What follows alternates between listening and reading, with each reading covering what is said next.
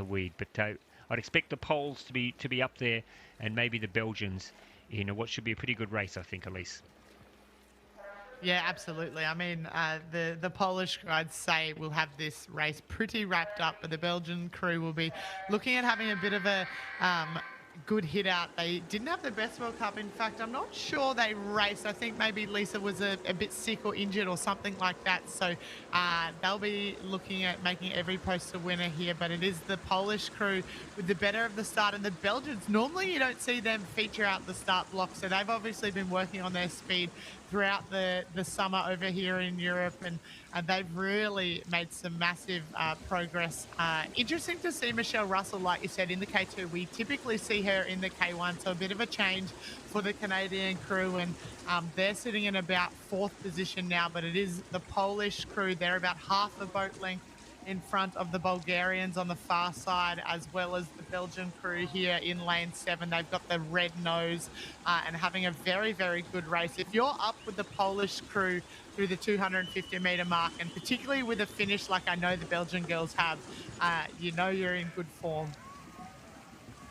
Yeah, as we go through the halfway stage, and it is Poland and Belgium at the moment. And interesting, you've got the very familiar style of Anna Polaska there in the back of the boat. Look at her leaning forward. It's all business. It's all business for Anna Polaska. It works for her. She's had such a great 2025, and now they're moving into a clear lead. The Belgians holding on there. It's been a crazy brave race for them. They've gone out hard, and they are holding on. So they've obviously, as Elise said, been working on their form throughout the season. But look at this Polish combination. Martina Klatt, of course, has been involved with a few different combinations. Won the silver medal with Wisnowska back in 2023 at the last World Championships in this competition. But the Poles are going to get the win ahead of Belgium. And it looks like lane 8, the Czechs will take third. Canada, fourth position, I think. But look at that combination there from Poland. It's been a good meet so far, a good World Championships for Poland.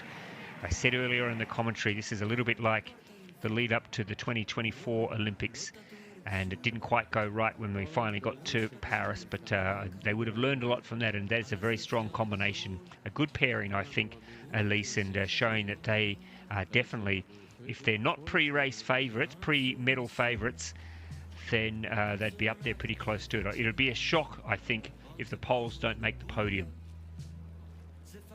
Yeah, I agree with that. I think, you know, the way that I see it is that it'll be a race in the Aussies and the Polish crew as well. The individual neutral athletes as well in lane 1, in heat 1, sorry. They also were pretty formidable. So, you know, you throw in Germany as well. I think it's going to be a very tough final. Obviously, they've got to get through the semis first, and you know.